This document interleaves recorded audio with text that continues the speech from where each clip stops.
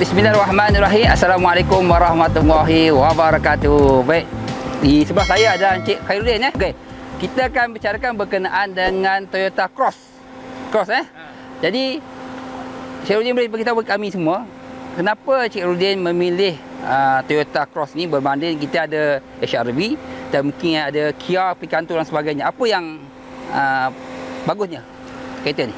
Okey, ni pendapat peribadi je lah Okey. Toyota ni dia brand yang terkenal lah, renowned, yang mana kalau saya dah sebelum ni pun dah ada juga kereta Toyota. Okey. Jadi kita rasa Toyota ni satu brand yang mantap lah. Okey. Mantap. Dan model Cross ni model yang terbaru. Oh. Dia crossover SUV untuk Toyota segmen B yang terbaru lah. Dia baru launch di Malaysia ni pada tahun ni. Dan yang ni enjin dia 1.6, dia cukup lah untuk pemanduan di dalam bandar. Dan sikit-sikit kalau kita nak pergi kebun kan boleh lah, tapi off-road tak boleh lah pasal dia Two wheel. Dia two wheel ke four wheel? Two wheel dia. Oh, two wheel. Jadi kalau nak ringan-ringan tu boleh lah, tapi kalau nak masuk yang jalan yang hardcore tu tak boleh lah. Tak boleh dah. Tapi kereta ni crossover. Macam untuk perjalanan jauh crossover. Melepasi border dan sebagainya. Jadi adakah kena tak dengan tema ataupun dengan jenis disebut sebagai crossover ni? Kalau ikutkan dia ni bersesuaian lah. Bersesuaian dengan untuk pemanduan kita mix dalam bandar, dan juga kalau kita nak pergi ke luar bandar, pergi kampung-kampung ya. Daripada segi keselesaan dia amat selesa. Suspension dia sedap, lembut, tak keras, tak lembut. Kalau bandingkan dengan segmen yang sama macam HR-V, saya dah try HR-V. HR-V dia agak keras sikit. Dia punya suspension. Toyota ni macam pada saya agak lembut sikit lah. Okey. Dia selesa sikit lah kalau kita nak jalan jauh tu. Okey, sebelum kita lanjut lagi fakta-fakta ataupun cerita tentang Toyota Cross ni, kita tanya juga kan, harga untuk kereta ini berapa? Harga dia agak tinggi sikit lah kalau banding dengan model yang lain. Dengan kalau macam dengan HR-V, dia agak tinggi sikit. Harga dia untuk model 1.8 V spec, itu model yang paling tinggi sekali lah, 129,000 plus lah. Tak termasuk insurans. Kalau untuk model yang 1.8G, dia dalam 124,000 gitulah. 124,000. Dia beza dalam 5,000 lah. Beza 5,000 Jadi insurans road tax berapa ni? Insurans senang cerita 4,000 lah, senang cerita dengan model dengan value sum insured dalam 130,000 tu lebih kurang 4,000 lah. 4,000. Road tax tak mahal sangat lah, pasal dia 1.8 dalam 370 kan. Kita tengok sini. 375. 359. 359. 359 road tax. Okey Din, daylight ni ni dia ada daylight, dia agak panjang lah daylight dia. Lepas tu kalau untuk model yang V spec ni, dia punya lampu dia ni LED. Oh, LED bawah. Lampu dia LED. Kalau untuk yang G tu dia halogen lah. Ada daylight cantik. Dia LED. Dia beza dia tu lah dengan model yang G spec. Dan dia punya hidung dia ni, lubang hidung dia agak besar sikit lah. Macam menarik cantik, macam highlight benda dia. Dia nampak macho sikit lah kan. Oh, okey lah. Memang cantik lah. Ada bawah ni spotlight lah ni. Dia ni bawah ni ada spotlight. Tapi taklah besar spotlight dia. Spotlight dia kecil je, tapi dia cukup lah untuk kita punya pemanduan waktu malam. Ya, memang clear cantik Clear.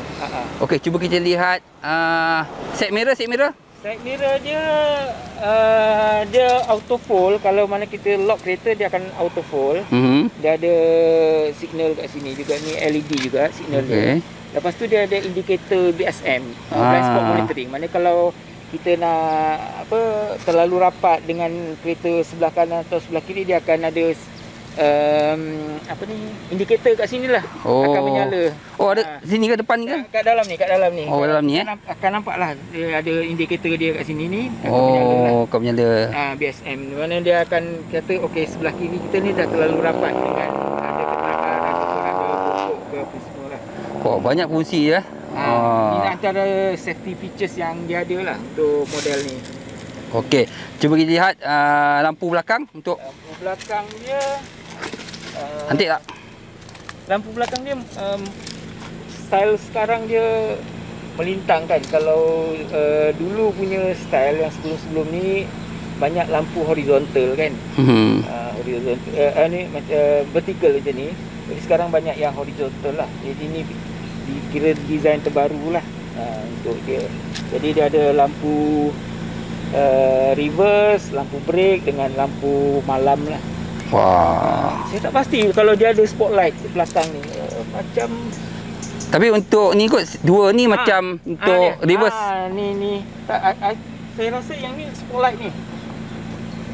Dia spotlight belakang. Bukan untuk reverse kan? Reverse dia bukan. Reverse dia yang ni lah. Oh, yang itu Ini untuk spotlight kalau macam di negara yang agak berkabus kan.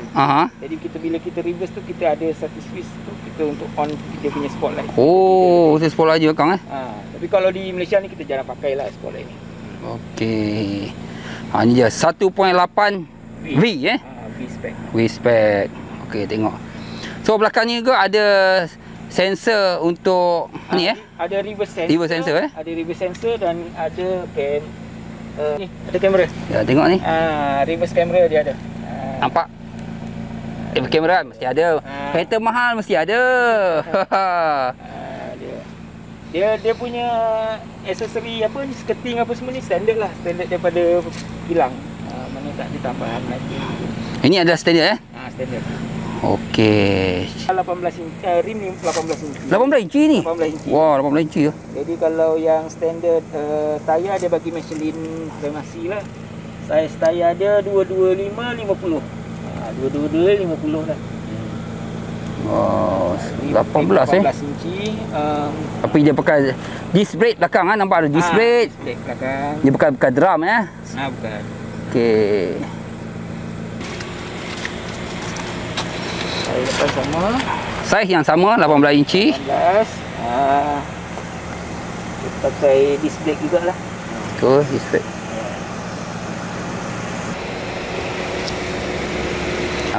1.8 dia sama enjin yang diguna untuk Altis lah actually. Oh, Altis. Dia sama dengan enjin Altis. Cuma dia punya setup dia tu mungkin lain sikit lah. Altis tu dia untuk sedan. Sebab tu dia panggil Corolla Cross. Yang Altis tu Corolla Altis. Okey.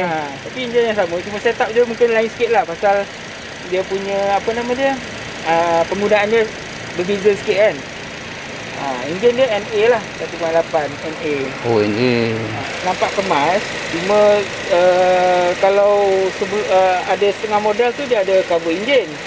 Yang ni dia tak ada cover enjin. Dia punya alasan dia nak bagi apa ni, pengudaraan lah. Pengudaraan tu lebih lancar lagi lah. Jadi tak ada panas lah. Jadi tak panas lah enjin tu.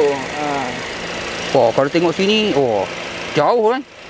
Dia punya enjin ni sini. Dia punya depan je tu. Dia agak, enjin ni agak compact lah kan. Enjin dia. Yang depan ni sebenarnya ini radiator. Yang ni dia ada dalam lebih kurang dalam 8-10 inci ni buffer lah.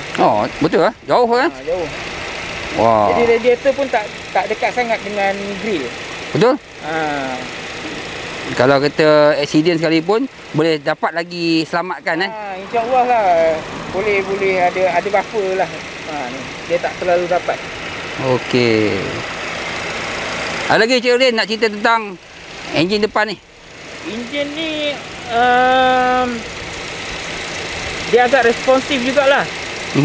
Mana kalau kita bawa passenger macam saya bawa full load 4 orang dewasa kan. Bila kita berhenti kat traffic light dan kita nak bergerak balik tu tak ada masalah. Jadi jangan risaulah kalau kata enjin 1.8 ni dia ada power ke. Untuk Toyota ni tak ada masalah underpower. Okey. Dan Toyota sebenarnya pun kalau daripada kita tengok model-model yang lain pun dia memang tak ada masalah underpower pun Toyota. Okey. Dia enjin dia memang very responsif lah. Dia memang cepat. Pick up dia kalau kita nak memotong pun dia cepat. Alright. Push. Memang sejuk lah kereta baru kan? Kereta baru sejuk sikit lah kan. Okey, boleh gerak. Boleh gerak kita tengok. Alamak. Cantik lah kereta ni. Oh, ada kamera macam ni? Dia ada kamera 360. Oh, sambil jalan dia boleh nampak Dia boleh juga kalau kita slow ni, tapi bila kita laju nanti dia hilang lah gambar tu. Okey. Kita nak cerita sikit berkenaan dengan dalaman kan. Kereta Toyota Cruise ni. So cerita sikit tentang panel-panel yang di hadapan ni. Ada apa ni? Kita ada yang sini lebih kepada panel infotainment kita lah. Tak macam nak volume radio, dan ni untuk cari stesen dia kan. Yang ni untuk Bluetooth lah, untuk Bluetooth dengan kita punya smartphone. Mana kita boleh jawab telefon tanpa untuk hands free lah ni. Bila kita dah connect, sebelum kita mandu, kita connect dengan Bluetooth dia. Jadi bila ada panggilan masuk kita tekan ni, dia akan boleh terus jawab hands free lah. Yang sebelah sini dia lebih kepada untuk kawal ni. Ini untuk apa ni nama dia, auto cruise. Yang ni untuk blind spot monitoring lah kan. Ni steering assist actually. Bukan blind spot, ni steering assist. Mana kalau kita terkeluar daripada lane tu, dia akan patah balik itulah. Tapi kita boleh offkan ni kalau kita tak nak. Dan yang ni untuk depan punya sensor sama jarak kita dengan kereta depan tu dalam jarak yang selamat atau tak lah. Jadi tapi kita boleh off semua ni, function ni. Mana sensor ni bila dekat je dia akan bunyi. Dia akan bunyi lah, dia akan bunyi. Kebanyakan kereta sekarang begitu kan. Dia punya itu untuk safety kita lah. Tapi bagi yang tak biasa tu kadang-kadang agak janggal sikit kan. Okey, untuk meter, tengok sekejap meter. Meter dia meter analog. Ada untuk speedometer dia analog, dan juga ada meter RPM. Yang bagusnya kereta ni dia ada indikator untuk temperature engine. Banyak kereta yang baru sekarang dia dah tak nampak dah indikator ni. Kebanyakannya bila dah terlalu panas baru dia akan menyala lampu indikator untuk enjin panas ni. Dan di sini ni ada panel untuk digital panel lah untuk kita punya pemanduan tu. Dia kalau kita katalah kita dah sampai destinasi, dia akan bagi calculation minyak kita dah guna berapa, jarak berapa, masa berapa, semua akan keluar dekat panel yang kat sini lah. Macam kita pergi ke KL kan, dia akan keluar jarak dia yang kita lalui, masa dan anggaran minyak yang kita guna lah. Okey. Jadi sebut sikit tentang, kita nak tanya juga tentang monitor ni, monitor ni. Monitor ni ni infotainment dia compatible dengan Apple CarPlay dan juga Android lah. Jadi kita boleh connect kita punya smartphone tu guna kabel. Guna kabel kat sini untuk kita macam nak guna Waze ataupun sebagainya lah. Jadi bila kita connect tu, dia akan paparkan kita punya screen handphone tu dekat sini. Selain tu dia ada jugalah untuk radio dan sebagainya. Ni dia kira basicnya lah. Basic dia bukan Android CarPlay. Dia kira macam yang basic infotainment lah.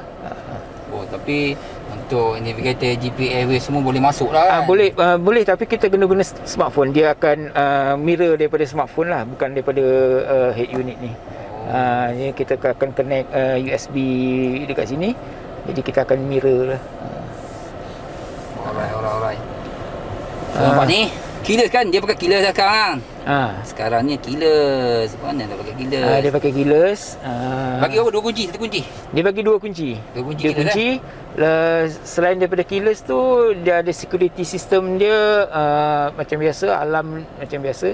Dan juga ada GPS tracking jugalah. Dia bagi percuma untuk setahun. Jadi selepas tu tak tahulah berapa kena bayar kot. Biasa dalam 500, 400 gitu dia kot. kena bayar kan. Tapi Okey. itu safety features yang bagus lah. Okey. Ah. Cuba kita lihat ni atas ni ada kamera apa ni? Ni kamera. Ini apa dipanggil apa yang dipanggil driving camera ke apa tu? Untuk rekod. Untuk rekod dia lah. Dia boleh rekod. Dia bagi sekali ni? Free? Dia bagi sekali. Oh, bagi Percuma. sekali ni bukan kita beli lain Dia percuma, dia memang dah built in lah dengan kereta ni. Okey. Ni panel aircon dia digital, tapi dia cuma ada single zone je lah. Maknanya dia yang ni untuk control temperature dia, di butang sebelah ni, dan juga auto untuk on dia sini. Ni button off dia kat sini. Yang ni untuk control kipas je lah. Dia single zone lah, dia bukan dual zone. Dia Toyota memang simple kan? Toyota dia simple untuk, tapi tak sesimpel macam Nissan lah. Nissan tu pada saya lagi simple.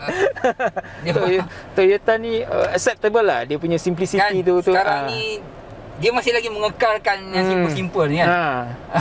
Berbanding dengan Honda punya gadget ni memang dia lain macam sikit. Honda dia banyak jenis touch, jenis digital. Saya pun ada satu Honda tu, dia banyak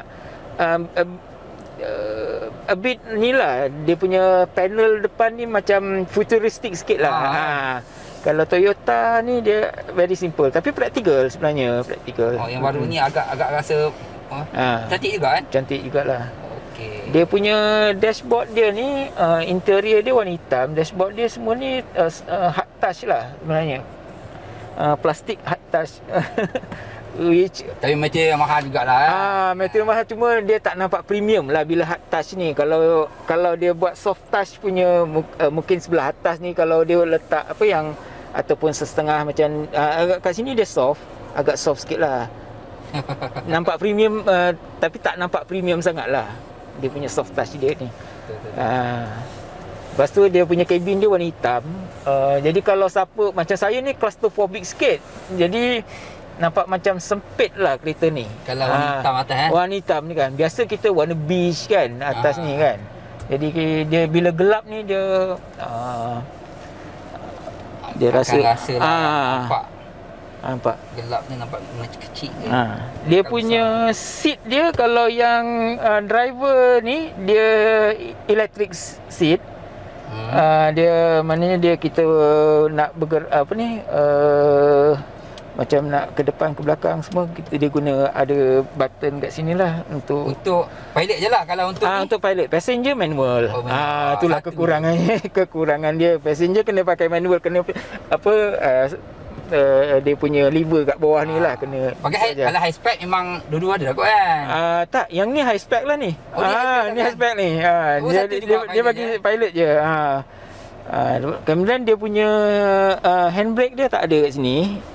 Jadi mula-mula saya ingat dia pakai button kan, yang digital punya. Biasa button kan.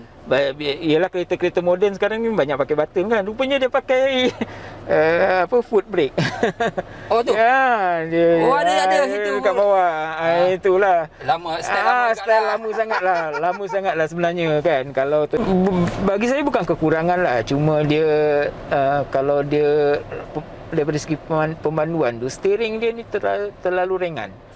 Kan, bila kita macam kita ambil cornering ke apa, dia ringan sangat steering ni. Mungkin dia punya berat dan juga tinggi kereta ni,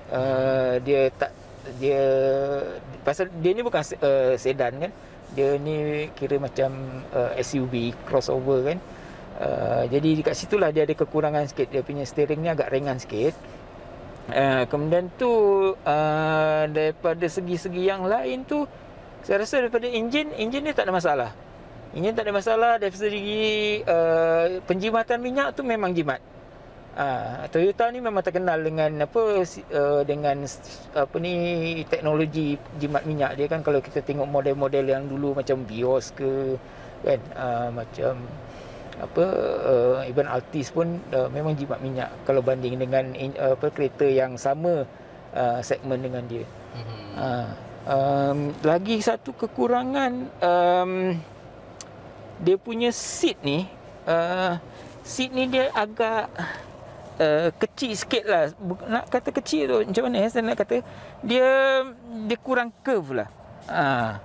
Jadi bila kalau kita memandu tu, kita di selekoh tu, dia badan kita akan rasa terkeluar sikit. Tapi mungkin pasal kereta ni adalah SUV, bukannya kereta sedan kan. Jadi dia tak biasa, kalau cornering tu tak terlalu laju lah kan. Tapi kalau yang dah biasa guna kereta sedan dan seat dia agak kecil lah,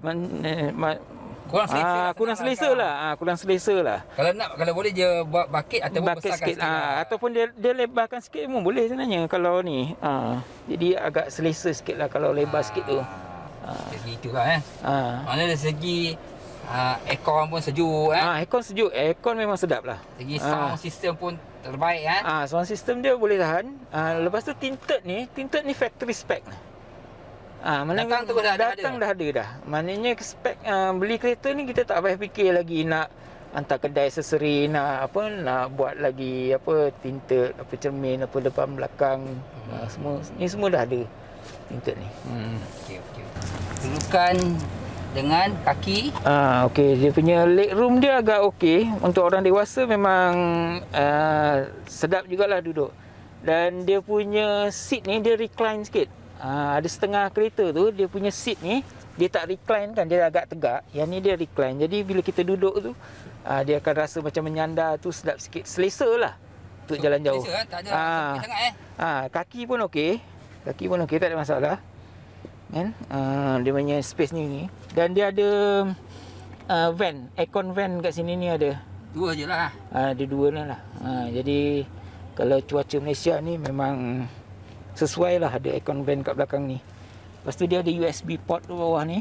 Ada juga USB port Ada USB port. Ada dua USB port. Kat dalam ni pun ada juga. Tadi kat dalam ni ada USB port. Pasal benda ni sekarang dah satu keperluan kan, USB ni. Nak cas telefon ke apa semua kan. Jadi belakang ni mungkin 3 orang dah cukup lah. 3 orang dewasa tu agak sempit sikit lah pada saya. Kalau pasal tengah ni kecil je sebenarnya. Kalau 2 orang dewasa tu memang terbaik lah. Dia punya tu. Ni kecil je ni. Dan kalau kita tu dia ada tempat letak tangan ni lah, handrest. Dan juga tak minum air boleh lah. Kalau kok kita ya betul lah. Kalau selesa 2 orang je. 2 orang selesa. Kalau 3 orang tu dia agak sempit lah. Dia agak sempit. Okey, mari kita tengok bagasi belakang. Cuba.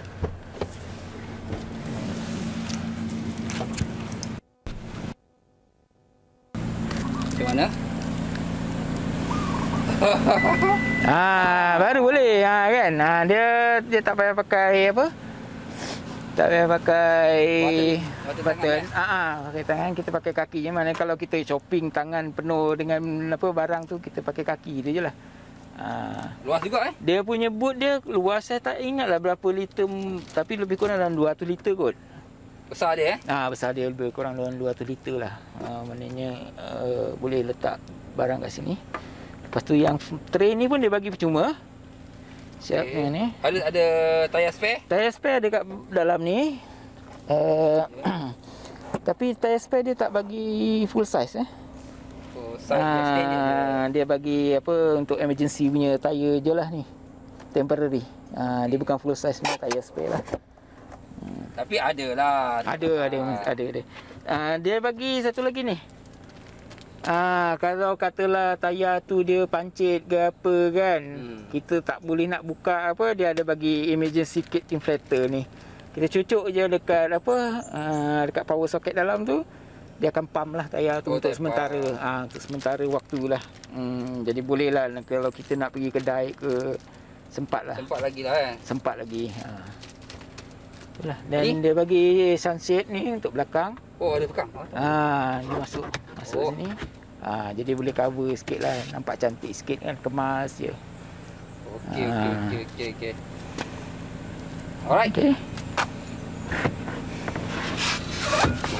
Yang ini pun kit apa ni? punya sikit. Imagine sikit ni saya rasa triangle apa semualah. Dia bagi ni. Triangle. Alright. Okey. Nak tutup kena manual tu. Button, ada button. Ada button kita tutup ni. Oh, tak perlu ke dia sendiri ya. Ya ni. Kena tekan button lah. Alright. Okey, dah lock dah. Baik, semoga ada manfaat video kali ini berkenaan dengan Corolla Cross. Semoga jumpa lagi video saya akan datang. Assalamualaikum warahmatullahi wabarakatuh. Terima kasih.